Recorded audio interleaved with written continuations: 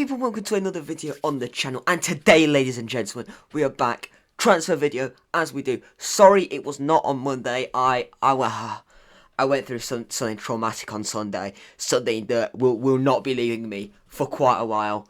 I watched England absolutely throw a golden opportunity to win an international trophy. We absolutely threw it in the dustbin, and it's been a lot to recover from. However, we are back. Tuesday transfer video. You know, it's alliteration, a T and a T. Right, enough yap. Without further ado, let's go. The first player, and this could actually be a confirmed deal very soon, Nicola Milenkovic. He is a Serbian centre-half. He played at the Euros. He did impress during, you know, Serbia's group stage. Not loads to cheer about. Group C was a pretty, like, it described dribble in a group. Group C was a dribble. Only one win across that entire group. However, Serbia did defend quite well. Didn't concede too many goals either. He plays out in Italy for Fiorentina, where he made 50 appearances last season, bagging himself 2 assists. He's about 6'3", so he's a tall centre-half, and he looks to sign. Apparently, the fee's going to be about 12 million. I thought it was going to be a bit more. I thought it was going to be 15 million, but it's going to be in that sort of ballpark. Probably about 15 million euros, but in pounds sterling, it'll be about 12 million. He's also just 26, which is a decent age, just coming into the prime of your career, coming over. We're looking to bulk our defensive options. We've lost Niakate, however, we made a pretty penny from him, and the amount we've sold Niakate for, we're spending about a quarter of that on this guy. So that's very good business. And listen, Bolly's a good defender, however, he's going to be fit for 15 games a season max. Murillo's future's still in doubt, so it's good to bring in somebody else to hopefully partner Murillo, but we'll have to, you know, wait and see what happens with that transfer. When it comes to if I've actually watched him, though, no, I haven't, other than the game against England. That's the only sort of experience in terms of watching him that I have seen. He did alright. England were pretty poo in that game, as we were for most of the first half of the tournament, until we played Switzerland. So, again, Serbia did defend very well as a team. I wouldn't say anyone really stuck out for the Serbian team. However, they defended very well, and I can't really say I've watched any of his club games, so we will have to wait and see. We will have to base this on compilation, because obviously, as you know, they are the best sources of research when we're about to sign the player. So yeah, but we will have to wait and see. This deal should be confirmed soon. Apparently a 5-year deal. I don't have any sources.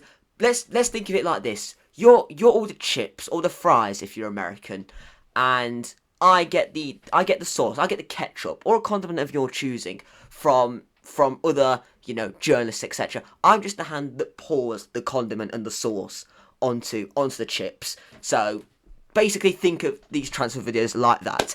I don't have any direct sources. I just, you know, look at what's posted online and look at articles, and I give it to you all within 10 to 15 minutes. The next player is a Leeds player, Willie Gnonto is, I believe, how he pronounces his surname. We've been looking at him for a little while now. However, there has been some interest from other teams, such as Everton.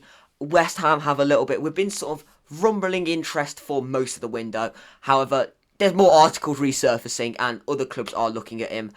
Listen, he wasn't insane when you look at his championship season at Leeds. 44 appearances, 9 goals, 3 assists. Nothing insane when he was expected to tear up the championship last season. However, he's 20, so there's plenty of time to develop. There's no hiding that we are still in the market for another winger, because you don't want to rely on Elanga and Hudson-Odoi in terms of for fitness, because the chances are one of them is going to miss a couple of games at some point, whether you know that's an injury, a suspension, unavailable for whatever reasons. So you're going to need a backup winger. And I think Gnonto, if we could get him at a decent price, then I don't see why not. However, if we do get outbidded, then I wouldn't go wanting to spend 15-20 million on a player that's played for one of the best sides in the championship and not got double figures in goals. So you want to look at it like that, and if we get outbidded, then I think there is better wingers out there. However, he's got a good burst of pace. He has Premier League experience as well, even though Leeds got relegated with him playing. Oh, that was a darn shame. However, if we could get him at a decent price, then I don't see why not. I think he'll be a very good player to have off the bench, or maybe even try and compete with Hudson-Odoi or Elanga to start. So ultimately, it just depends on how much Leeds are demanding for him, with obviously them failing to get promoted.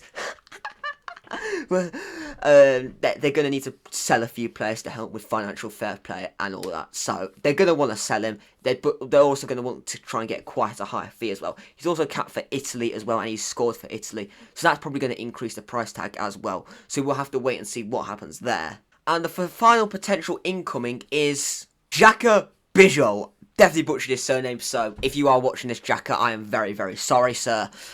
But he's a centre-half that did also impress throughout the Euros, this time for Slovenia. He has been capped 53 times at just 25 for Slovenia, which is very, very impressive. He did make 25 appearances for club for Udinese last season. He did miss a good chunk of the season, 14 games through injury though. It was a fracture, so it's hopefully nothing that could reoccur if we do sign him. If you actually look at the injury that he had and how Udinese did without him, they played 14 games and won just 2 games in that time frame. So he was clearly integral to the defence over the course of last season. And also, if you look at his time at the Euros, Slovenia played 4 games and conceded just 2 goals. They also faced England and they also faced Portugal and didn't concede in those games. They only lost to Portugal on a penalty shootout in the end. However, if you look at some of the other defenders that we've been linked with, he would be on the slightly cheaper side. He's going to cost between 8 to 10 million.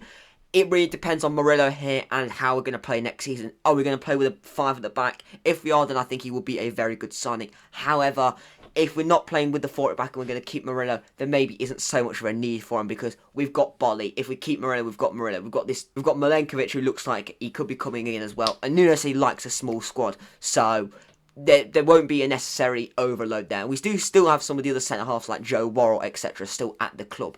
So it really just depends what happens with Murillo and how we're going to be playing next season. However, I do think he will be a very, very good addition for a decent price as well. About, 4 times less of the price than what we sold Nicola for. So if you look at it from a business perspective, that is quite good.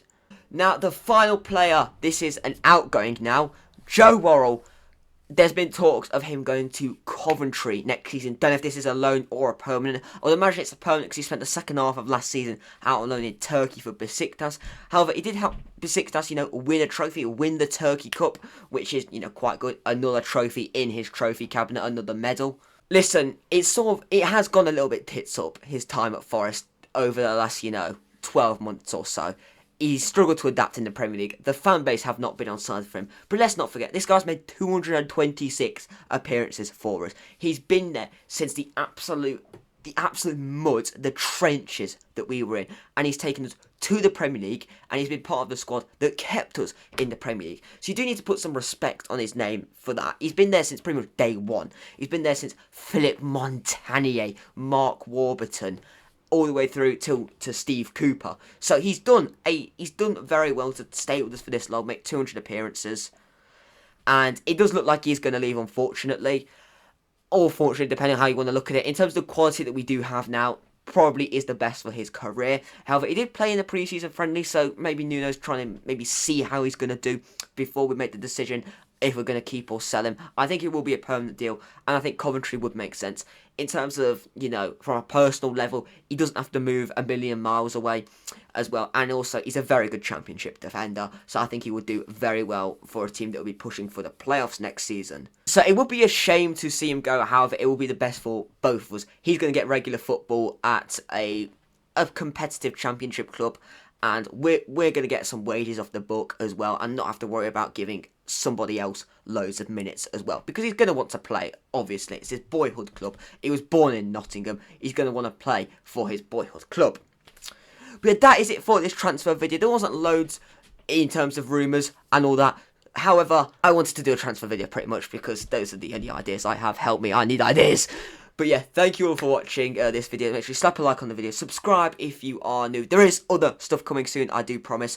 We are 2 subscribers off 600 subscribers. So if you could subscribe, that would be greatly appreciated. Thank you all for watching. Have a wonderful, wonderful day. And I will see you all very soon. Goodbye.